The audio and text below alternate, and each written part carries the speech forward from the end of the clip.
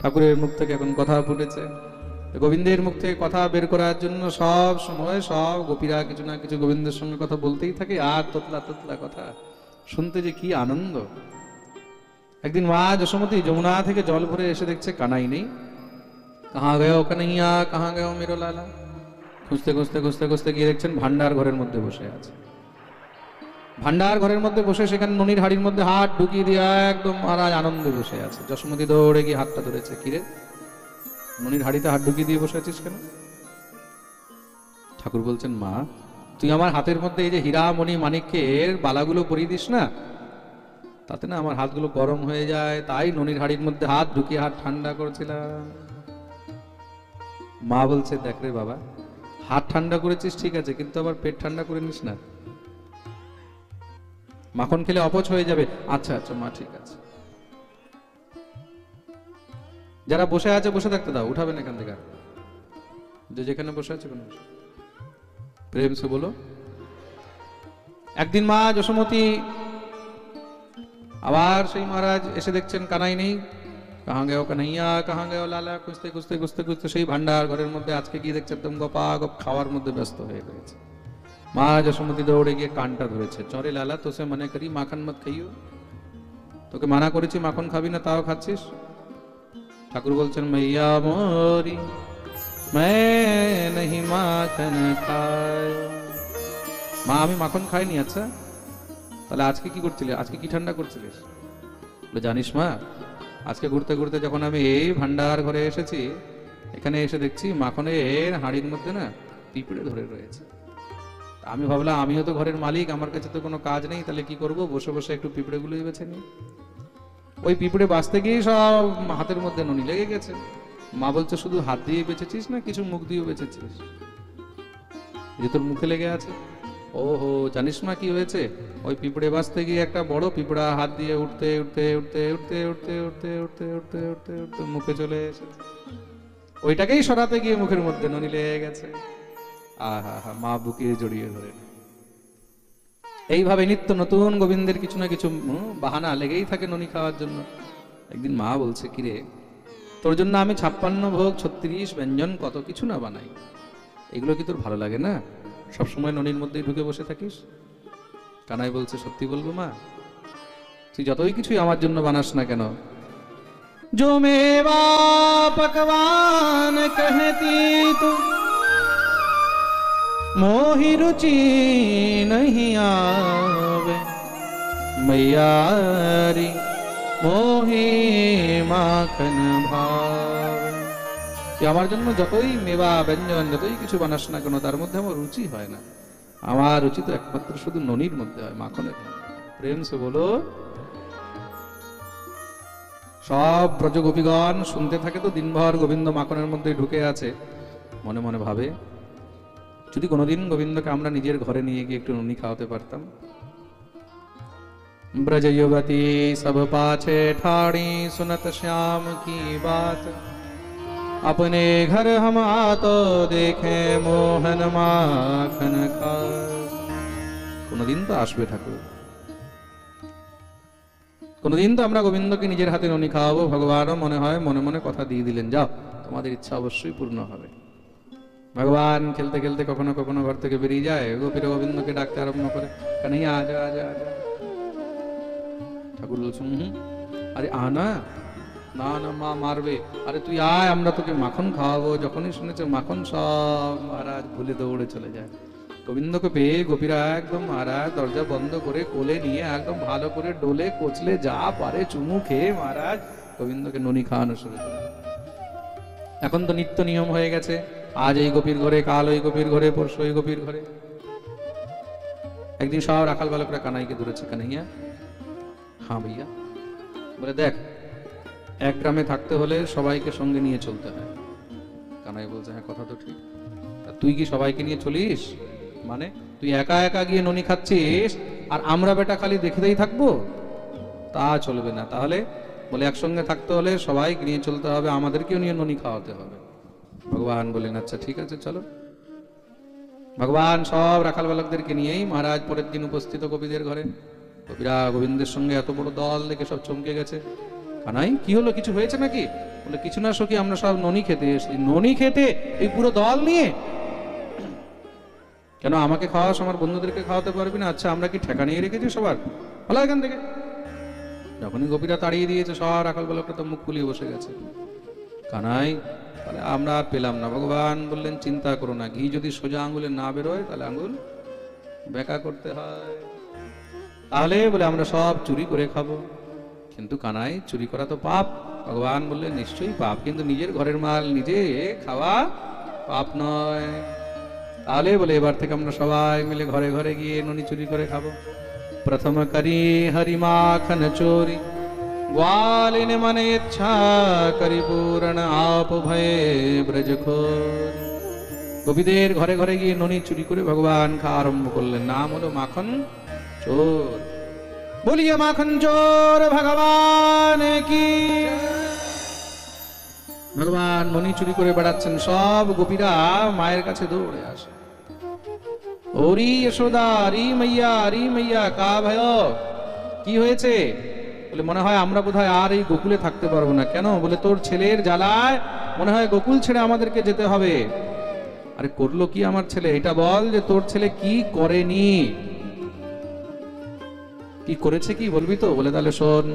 সমস্ত সব গোপীরা মিলে নালিশ করছেন।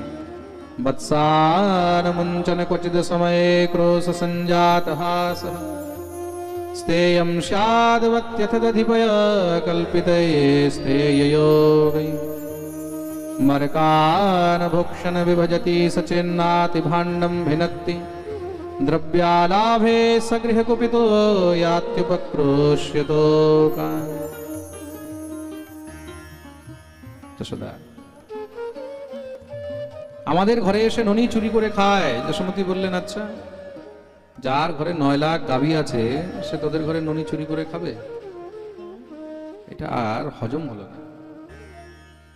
যশোমতী, আমি না মিথ্যা বলছি, ভানুমতি মিথ্যা বলছে, সুদেবী মিথ্যা বলছে, বিদ্যা দেবী মিথ্যা বলছে, সবাইকে মিথ্যা বলবে?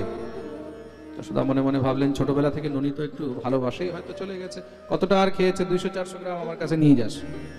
সখীরা বলছে আমরা এতই ছোট লোক, 200-400 গ্রামের জন্য তোর কাছে আসবো? তাহলে বলে আপহু খাবে, গ্বালন খাওয়াবে, নিজে খায়, রাখাল বালকদেরকেও খাওয়ায়। মা বলছে তাহলে তোরা কি দেখতে থাকিস? বকা দিতে পারিস না? ছোট বাচ্চা, ভালো করে বকে দিবি তাহলে চলে যাবে। বলে আমরা যদি বকে দিই না, যে কানাই এবার আসলে ঠ্যাং ভেঙে দেবো, তখন কি করে জানিস? আমাদের সব বাছুরগুলোকে গিয়ে খুলে দেয়। আর বাছুরগুলো খুললে কি হবে? দুধ পাওয়া যাবে। তো বৎসান মুঞ্চন ক্বচিদ সময়ে ক্রোশ সঞ্জাত হাস। যশোমতী, শুধু তাই নয়, বাছুর খুললে তো হতো, ননি খেলেও হতো, নিজেরা খায়, রাখাল বালকদেরকে খাওয়ায়, তাও মন ভরে না, বাঁদরগুলোকে ডেকে নেয়, তোরা মরকান ভক্ষণ বিভজতি সচিন্নাতি ভাণ্ডম ভিনত্তি, বাঁদরগুলোকে খাওয়ায়, আর তাতেও মন ভরে না। যাওয়ার সময় যেতে যেতে সব হাঁড়িগুলোকে পর্যন্ত ভেঙে দিয়ে চলে যায়। এবার তুই বল যশোদা, মাখন তো রোজ রোজ বের করা যায়, কিন্তু হাঁড়ি রোজ রোজ কোথার থেকে আনবো? মা বলেন একটা কাজ করিস, হাঁড়িগুলোকে না উঁচু ছিকায় ঝুলিয়ে দিবি। বলে আমরা তাও করে দেখে নিয়েছি। তাহলে বলে হস্তাগ্রাহে রচয়তি বিধিম পীঠকোলু ফলাদ্যৈ, ছিদ্রম হ্যন্তরে নিহিত বয়ুনঃ শিক্ষ ভাণ্ডেষু তদ্বিত। ওই উঁচু ছিকার উপরে ঝুলিয়ে দিলে 10 জনের উপরে 5 জন তার উপরে নিচে উঠে সেখান থেকে নামিয়ে নেয়। এবার বলে আর কি আকাশে ঝুলাবো? যশোমতী বলছে তাহলে একটা কাজ করবি, অন্ধকার ঘরে রেখে দিবি, তাহলে আর দেখতে পাবে না। বলে আমরা তাও করে দেখে নিয়েছি। ধ্বান্তাগারে ধৃতমণিগণম স্বাঙ্গমর্থ প্রদীপম, কালে গোপ্যো যরিহি গৃহকৃত্যেষু সুব্যগ্রচিত্তা। ধ্বান্তাগারে ধৃতমণিগণম, আমরা তাও করে দেখে নিয়েছি। অন্ধকার ঘরের মধ্যে রাখলে তোর ছেলে যখন ভিতরে ঢুকে না, তার সেই শরীর থেকে নীল মণির মতন আলো বেরোয়। তোর ছেলে দেখতে কালো, কিন্তু জগতের আলো। এবার বল কোন অন্ধকারে রাখবো? যশোমতী তো মাথায় হাত দিয়ে বসে গেছে, ভগবান কি করবো এই ছেলেটাকে নিয়ে। মা বলেন একটা কাজ করবি, এবার আসলে না ভালো করে বেঁধে রেখে নিবি, তারপরে গিয়ে আমাকে ডাকবি। সখীরা বলছে আমরা তাও করে দেখে নিয়েছি। একদিন আমি লুকিয়ে বসেছিলাম, তোর কানাই এসেছে, যখনই মাখন চুরি আরম্ভ করেছে সঙ্গে সঙ্গে গিয়ে খপ করে আমি ধরেছি, ভালো করে এবার খাম্বার সঙ্গে দড়ি দিয়ে বেঁধে দিয়েছি। যখনই বেঁধেছি সে আপনি আপ খুলে নিয়েছে, আবার বাঁধি আবার খুলে নেয়, আবার বাঁধি আবার খুলে নেয়। আমাকে বলছে, সখী তুই বাঁধতেও জানিস না। আমি বললাম, কি করে বাঁধে? আমার মা আমাকে মাঝে মাঝে বাঁধে, তো একটা কাজ কর, তুই আমার জায়গায় দাঁড়া, আমি তোকে বেঁধে দেখাচ্ছি। আমি বেচারি ভলি ভালি সোজা ওই পুচকার কথায় আমি চলে এসেছি। আমি দাঁড়িয়ে গেছি খাম্বার সঙ্গে, ভালো করে আমার হাত পা গুলো দিয়ে বেঁধে টেঁধে। এবার বলছে, দেখলি কি করে বাঁধে? হ্যাঁ বুঝে গেলাম, এবার খোল। আমাকে বলছে, সখী একটি কথা তো আমি বলতেই ভুলে গেছি। বলে কি? আমার মা আমাকে বাঁধতে শিখিয়েছে, খুলতে শেখায়নি। এবার তুই বল যশোদা, কি করব? যশোমতী বললেন, চিন্তা করিস না, এটাকে দেখছি দেখছি না, আমাদের সামনেই ডেকে দেখাতে হবে। কানাই আয়। দৌড়ে এসেছেন কানাই। আমা দেখ সবাই কি বলছে। কি বলছি? সব তোর নালিশ করছে, তুই নাকি ঘরে গিয়ে ননি খাস, হাঁড়ি ভেঙে আসিস, সেই করিস সেই করিস। ভগবান বলছেন, ইनको पतियारो करे ये दोष लगावे मोय। সব মিথ্যা কথা বলছে, নিজেরা জামাই বউ ঝগড়া করে হাঁড়িগুলোকে ভাঙে, আর সব আমার নাম। সব সখীরা বলছে, দেখেছো দেখেছো কত ঢিঠ, হ্যাঁ উল্টো আমাদেরকে আর ও শুনিয়ে দিচ্ছে। বলে আসলে গোপীরা কি নাজেহাল হয়ে আছে, কষ্ট পাচ্ছে গোবিন্দের থেকে? বলে না না না, যেদিন গোবিন্দ ননি চুরি করতে যায় না সেদিন গোপীদের চিন্তা হয়ে যায়। কিসের চিন্তা হয়? বলে আজকে শ্যামসুন্দর আসলো না কেন? সমস্ত গোপীগণ চিন্তিত হয়ে তখন গোবিন্দকে দেখার জন্য আসে। देखे बिन कान्हा जब मन नहीं माना, ये गोपियों का उल्हाना तो बस एक बहाना है। গোবিন্দকে দেখার জন্য এটা শুধু গোপীদের একটা বাহানা। কি করে আমরা শ্যামসুন্দরকে একটু দেখতে পাই? কি করে একটু দেখতে পাই? প্রেম সে বলো। এটা হলো গোবিন্দের মাখন চুরি নীলা। মা যশোমতী গোবিন্দের উপরে রাগ করেছে, আজ থেকে তোর বাইরে যা একদম বন্ধ। নিয়ে চলে গেলেন যমুনায় স্নান করতে। ঠাকুর ঘাটে বসে আছে, রাখাল বালকরা দৌড়ে এসেছে, কারণ চল চল আমরা খেলবো। ভগবান বললেন, না না এখানেই খেলতে হবে। মা বলে, মারবে। মা যমুনা স্নান করছে, রাখাল বালকদেরকে সঙ্গে নিয়ে গোবিন্দ খেলছেন। একদা ক্রীডমানাস্তে রামাদ্যা গোপদারকাঃ কৃষ্ণ মৃদুম ভক্ষতবান ইতি মাত্রে নিবেদয়ন। গোবিন্দ কি করলেন? খেলতে খেলতে একটি মাটির ডেলা নিয়ে উঠিয়ে খেয়ে নিয়েছেন। এটাকে ঠাকুরের মৃদুভক্ষণ নীলা বলা হয়েছে। কি বলা হয়েছে? জোরে বলো। মৃদুভক্ষণ নীলা। প্রেম সে বলো। সব রাখাল বালকরা দৌড়ে গেছে। मैया मैया का भयो? বলে তেরে লালা নে মাটি খাই। মা দৌড়ে এসে কানটা ধরেছে। কিরে কানাই, তুই মাটি খেয়েছিস? ঠাকুর বলছে, না তো মা, আমি খাইনি। সবাই যে বলছে, বলে সব মিথ্যা কথা বলছে। নাহম ভক্ষিতবানম সর্বে মিথ্যাভিশংসিনঃ यदि सत्यगिरस्तर्हि समक्षं पश्य मे मुखम। মা বলছে, আচ্ছা সবাই মিথ্যা বলছে, তাহলে তুই একমাত্র সত্যবাদী, তাহলে মুখ খুলে দেখা। যখনই ভগবান মুখ খুলেছেন, সেই মুখের মধ্যে অনন্ত কোটি ব্রহ্মাণ্ড মা দর্শন করলেন। সেই দর্শন করেই মা বেহোশ হয়ে গেছে। বলিয়ে ব্রহ্মাণ্ড বিহারী ভগবান কি জয়। যেখানে ভগবান মাকে ব্রহ্মাণ্ড দর্শন করিয়েছেন সেই জায়গার নাম হলো ব্রহ্মাণ্ড ঘাট। জায়গার নাম কি?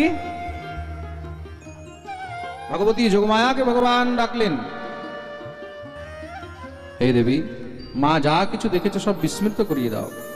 কেন? যদি মায়ের মধ্যে ভগবত জ্ঞান হয়ে যায় তাহলে আমি আর বাৎসল্য রসের আনন্দ পাবো না। যোগমায়া সব বিস্মৃত করিয়ে দিলেন। মা ভগবতী যশোমতী গোবিন্দকে নিয়ে এসেছেন, আর মনে মনে ভাবছেন, ঘরের ননি খায় না, বাইরে গিয়ে খায়। বন্ধ করালাম, মাটি খাওয়া আরম্ভ করলো, তার মানে নিশ্চয়ই ঘরের ননিতে বোধহয় স্বাদ হয় না। দাসীরা ভালো করে মন দিয়ে ননি বের করে না। ঘরের ছেলেই যদি ঘরের ননি ভালো না বাসে, তাহলে বাইরের লোক আর আমাদের ননি কিনবে? না না না, আজ থেকে গোবিন্দের জন্য আমি নিজে ননি বের করব। এই বিচার করে মা সব দাসীদেরকে অন্য কাজে লাগিয়ে দিলেন। যাও তোমরা অন্য কাজ করো। একদা গৃহদাসেষু যশোদানন্দ গেহিনী कर्मांतर नियुक्ता सुनिर्ममन्थः स्वयं दधि। মা ভগবতী যশোমতী নিজে দধিমন্থন করছেন। আর দধিমন্থন করছেন তো, দধিমন্থন করার সময় কি শ্রী সুখদেব প্রভু এত সুন্দর বর্ণন করছেন দধি নির্মন্থনে কালে স্মরন্তি তান্য গায়ত। দধি নির্মন্থন করতে করতে গোবিন্দের গুণগান করছেন মা যশোমতী। ইয়ানি ইয়ানি গীতানি তদ বাল চরিতানি চ। গোবিন্দের সমস্ত সব বাল্য লীলাগুলোকে মা গুণগান করছেন। মেরো মদন গোপাল প্যারো মদন গোপাল, গুণগান গাইছেন আর দধি মন্থন করছেন। আর এদিকে কি হচ্ছে? ক্ষৌমম বাসহ পৃথুকটি তটে বিভ্রতি সূত্রনদ্ধম পুত্র স্নেহ স্নুত কুচযুগম জাত কম্পম চ শুভ্রু রজ্জ্বাকর্ষ শ্রম ভুজ চলত কঙ্কণো কুণ্ডলে চ স্বিন্নম বক্ত্রম কবর বিগলন মালতি নির্মমন্থ। দধি নির্মন্থন করছেন, মায়ের কানের কুণ্ডলগুলো সব দুলছে। শ্রী সুখদেব প্রভু এমন বর্ণন করছেন, সজীব বর্ণন, এটাকে বলা হয়েছে সজীব বর্ণন। মনে হচ্ছে লাইভ প্রসারণ চলছে, একদম লাইভ টেলিকাস্ট। শ্রী সুখদেব প্রভুদা সেখানেই বসেছিলেন, এক একটি জিনিস অ্যাজ ইট ইজ বর্ণন করছেন। এটাই হলো বক্তার আসল লক্ষণ। সুখদেব প্রভুর মতন বক্তা এই সংসারে দ্বিতীয় আর না কেউ হয়েছে, না কেউ হতে পারবে। প্রেম সে বলো। আমাকে অনেকে জিজ্ঞাসা করে বারবার, বলে মহারাজজি আমরা দেখি ভাগবতের কাছে আপনার সবসময় পাঠের মধ্যে একটা টিয়া পাখি থাকে। আপনাকে যেখানেই পাঠে দেখি আপনার কাছে একটা টিয়া পাখি অবশ্য থাকে ভাগবতে, আপনি টিয়া পাখিটাকে নিয়ে কেন বসেন? তো মনে রাখবে, সবাইকে বলে দিচ্ছে যারা লাইভ শুনছে, বারবার আমি অনেকবার বলেছিও, আবার শুনে নেবে। এই শুকপক্ষী আমি ভগবান শ্রী সুখদেব প্রভুকে ধ্যান করে ওনাকে এখানে বসিয়ে রাখি। আমি সবসময় এটাই মনে করি যে এই পাঠ আমি নয়, এই পাঠ উনি স্বয়ং করছেন। যেদিন আমি মনে করব যে আমি পাঠ করছি, সেদিন হয়তো আমি পাঠও করতে পারবো না। বক্তা হলেন তিনি, আমি তো শুধু তার কথাগুলোকে আপনাদেরকে শোনাচ্ছি। একমাত্র তার সামর্থ্যেই সুকরূপ প্রবোধজ্ঞ সর্বশাস্ত্র বিশারদ এতৎ কথা প্রকাশেন মদজ্ঞানম বিনাশয়। একমাত্র তার কৃপাতেই আমি পাঠ করতে পারছি, অন্যথা আমার মধ্যে ওই সামর্থ্য নেই। আমি সবসময় এটাই মনে করি যে উনি পাঠ করছেন। বলি সুখদেব ভগবান কি। শ্রী সুখদেব স্বরূপ শ্রী সুখদেব ভগবানকে এখানে আমি সবসময় বসিয়ে রাখি। প্রেম সে বলো। রজ্জ্বাকর্ষ শ্রম ভুজ চলত রজ্জ্বাকর্ষ, দড়ি দড়ি টানছে তো দধি মন্থনের সময়, রজ্জ্বাকর্ষ শ্রম ভুজ চলত কঙ্কণ কুণ্ডলে চ। কঙ্কন, হাতের কঙ্কন গুলো বাজছে, হাতের মধ্যে যে সোনার চুড়িগুলো আছে ওরা সব কঙ্কন খিনকিন খিনকিন খিনকিন খনকন খনকন করছে, কানের কুণ্ডল দুলছে। আহা হা, কি সুন্দর সেই বর্ণন। এইসব আওয়াজ শুনে গোবিন্দের ঘুম ভেঙে গেছে, ঘুম ভেঙেছে। ঠাকুর দৌড়ে এসেছেন। স্বিন্নম বক্ত্রম কবর বিগলন মালতি নির্মমন্থ। गोविंद दौड़े एसेছেন, मैया मैया मैया क्या भयो? बोले आज तू अपने हाथन सो माखन बिलोय रही है, ऐसा का है गया? কি হয়েছে আজকে নিজের হাতে দধি মন্থন করছিস? বলে বেটা আমি তোর জন্যই তো করছি। আমার জন্য? আমাকে এত ভালোবাসিস? বলে তোকে তো আমি প্রাণের থেকেও বেশি ভালোবাসি। তাম স্তন্যকাম আসাদ্য মথনন্তীম জননীম হরিঃ গৃহীত্বা দধি মন্থানম ন্যষেধৎ প্রীতিমাবহ। বলেই গোবিন্দকে বুকে জড়িয়ে ধরে নিয়েছেন। ঠাকুর বললেন, মা এগুলো ছাড়, আমি আগে তোর দুগ্ধ পান করবো, আমি আগে তোর স্তনপান করবো। তমঙ্কমারূঢ়পমায়ৎ স্তনম স্নেহ স্মৃতম সস্মিত বীক্ষতি মুখম অতৃপ্তমুৎসৃজ্য জবেন সায়য়া বুৎসচ্যমানে পয়সি ত্বদিস্মৃতে। ভগবান মায়ের দুগ্ধ পান আরম্ভ করে দিলেন। আর এইদিকে কি হয়েছে, উনুনের মধ্যে দুধ গরম হচ্ছিল। সেই উনুনের দুধ আপনি আপ উতরিয়ে পড়ে যাচ্ছে দেখেই তো মা ভয় পেয়ে গেলেন। দুধ পুড়ে যাওয়া এটা কিন্তু অমঙ্গল হয়, তো মন দিয়ে শুনবে। দুধ পুড়ে যাওয়া অমঙ্গল হয়। মা তাড়াতাড়ি গোবিন্দকে কোলের থেকে নামিয়ে যখনই দুধ দেখতে গেছে, ভগবানের রাগ উঠে গেছে। তুই তো বললি আমি প্রাণের থেকেও বেশি প্রিয়, এখন আমার থেকেও প্রিয় দুধ হয়ে গেল, ছাড় এই দুধকে। যশোমতী বলে, দূর, সবসময় খালি জিদ করে, বলে হাতটা ঝটকে দিয়ে মা চলে গেলেন। ঠাকুরের এমন রাগ উঠেছে, সঞ্জাত কোপঃ স্ফুরিতারুণাধরম সন্দস্য তদ্ভির্দধিমন্থ ভাজনম। ঠোঁট একদম ফড়ফড় করছে, ঠাকুরের রাগ উঠেছে, চোখ লাল হয়ে গেল। সেখানে একটা ডান্ডা নিয়ে ভগবান কি করেছেন, দধিমন্থ ভাজনম। যত দধি দুগ্ধের ভাণ্ড ছিল সব এক এক করে ঠাঁয় ঠুঁয় ধাঁয় ধুঁয় ভাঙা আরম্ভ করে দিয়েছেন। মা তো আওয়াজ শুনে দৌড়ে এসেছে। আমার ঘরে হলো কি, কোনো বান্দর টান্দর ঢুকে গেল না কি হলো? এসে দেখছো রে বাপরে, পুরো ঘরের একদম সত্যানাশ করে দিয়েছে। চারোদিকে শুধু দুধ দইয়ের কাদা হয়ে রয়েছে। মায়ের আজকে এমন রাগ উঠেছে, দাঁড়া আজকে তোকেই দেখাচ্ছি ভালো করে। তোর উৎপাত একদম অখণ্ড হয়ে গেছে। মা রাগের সঙ্গে সঙ্গে একটি ডান্ডা নিয়ে গোবিন্দের পিছনে দৌড়াতে লেগেছে। ঠাকুর মেরেছে লাভ একদম জানালার বাইরে। ঠাকুর দৌড়াচ্ছে, আগে আগে কানাইয়া, পিছে পিছে যশোদা মাইয়া। শ্রী সুখদেব প্রভু বলছেন, পরীক্ষিত দেখো, অনন্ত কোটি ব্রহ্মাণ্ডের নায়ক, যার একটুখানি চোখ লাল করে দিলেই সমস্ত জগৎ জ্বলে ছাই হয়ে যায়, সেই ভগবান আজকে মায়ের ভয়ে দৌড়াচ্ছে। এই হলো ঠাকুরের বাল্য লীলা। ভগবানের লীলা বোঝা আমাদের মতন সাধারণ মানুষের পক্ষে সম্ভব নয়। ঠাকুর দৌড়াচ্ছেন। शेष गणेश महेश सुरेश हूँ जाहि निरंतर पार न पावे, ताहि अहीर की छोहरिया छछिया भर छाछ पे नाच नचावे। মা যখন ক্লান্ত হয়ে গেছে, ভগবান হাতে ধরা দিলেন, নিয়ে উদুখলের সঙ্গে মা বাঁধতে আরম্ভ করেছেন। দাসীদেরকে বললেন দড়ি নিয়ে আসো। যখনই দড়ি নিয়ে এসেছে, দড়ি 2 আঙ্গুল ছোট হয়ে যায়। 2 আঙ্গুলো নমভূতেন সন্দধেন্যচ্চ গোপিকা। আরো দড়ি আনাচ্ছে, আবার 2 আঙ্গুল ছোট, আরো দড়ি আনায়। তদপি দ্বঙ্গুলম নূনম ইয়দ ইয়দা দত্তবন্ধনম। যতবার আনে ততবার 2 আঙ্গুল ছোট। মা তো ক্লান্ত হয়ে গেছে, কাঁদতে লেগেছেন। 2 আঙ্গুল কেন ছোট হচ্ছে? ভগবানকে সংসারে কেউ কি বাঁধতে পারে? ঈশ্বরকে কখনো বাঁধা সম্ভব নয়। আর খুব মন দিয়ে শুনবে, যেখানে তমগুণ আছে, যেখানে রজগুণ আছে, সেখানে তো ভগবানকে কখনো বাঁধাই যায়। ভগবানকে যদি বাঁধতে হয়, তমগুণ রজগুণ দ্বারা বাঁধাই সম্ভব নয়। শ্রী বল্লভাচার্য মহাপ্রভু সুবোধিনী টিকার মধ্যে বর্ণন করছেন, মায়ের মধ্যে ক্রোধ ছিল, তমগুণ, দণ্ড দেবে বাঁধবে রজগুণ। যখন কাঁদতে আরম্ভ করলেন, 2 চোখ থেকে রজ তম একদম ঝরে বেরিয়ে গেল। সঙ্গে সঙ্গে ভগবান বন্ধনে এসে গেলেন। দৃष्ट्वा परिश्रमं कृष्णः कृपयासीत् स्वबन्धने। মা ভগবতী যশোমতী গোবিন্দকে বাঁধলেন, বেঁধে চলে গেছেন যমুনা স্নান করতে। এদিকে ভগবানের দৃষ্টি পড়ল সামনে 2টি বিশাল বড় অর্জুনের বৃক্ষের উপরে। এই অর্জুনের 2টি বৃক্ষ যমলার্জুন, কুবেরের 2 পুত্র, দীর্ঘদিন ধরে নিজের উদ্ধারের জন্য প্রতীক্ষা করছে।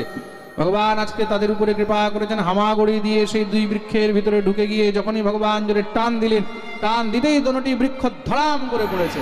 দেখতে দেখতে তার মধ্যে থেকে দিব্য 2 পুরুষ চতুর্ভুজ রূপ ধারণ করে প্রকট হলেন। ভগবানের স্তুতি আরম্ভ করেছেন।